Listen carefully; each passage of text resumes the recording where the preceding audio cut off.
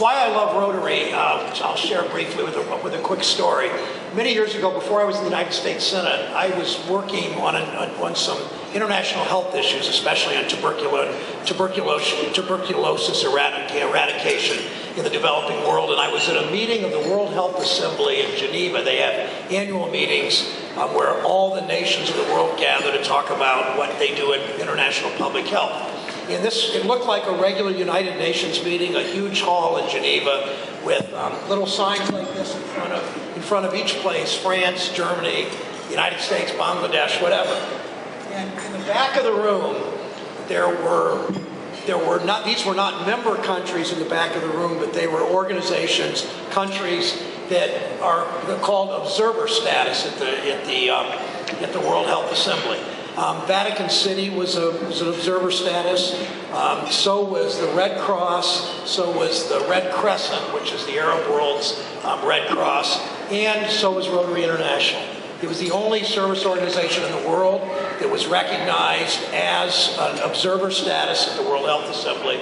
And that's because of what you've done, you collectively, in these thousands of Rotary International organizations in Lithuania and the United States and France and a number of countries in every continent. And when you think about that, those of you that are younger than I am, I'm 61, those of you that are younger than I am, probably have never much thought of polio, but if you're my age or older, you know how afraid your parents were that you might contract polio. I had a couple of friends in junior high who had mild polio. They were mobile, they did okay, but it affected them clearly.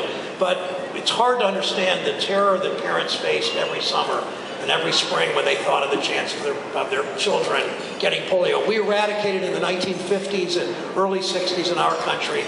The announcement that Karen mentioned about India is just a terrific advancement. And the only reason polio is not entirely eradicated is because in war zones and in places where healthcare workers' lives are in danger because of terrorism, some of the efforts have been compromised. But what Rotary's done more than any other organization in the world, Rotary, where you mentioned the Gates Foundation, all that, they came later. Rotary was there early, working with governments, working with communities, working with public health facilities, and nobody has done that better than Rotary International, and that's why the award today to Margaret Wong just fits perfectly because of her international look and I know her concern for people with less privilege than she now has and that most of us in this room have, is always looking out for somebody that needs some help, and that's why it's my pleasure to be at a Rotary event honoring my friend Margaret Wong.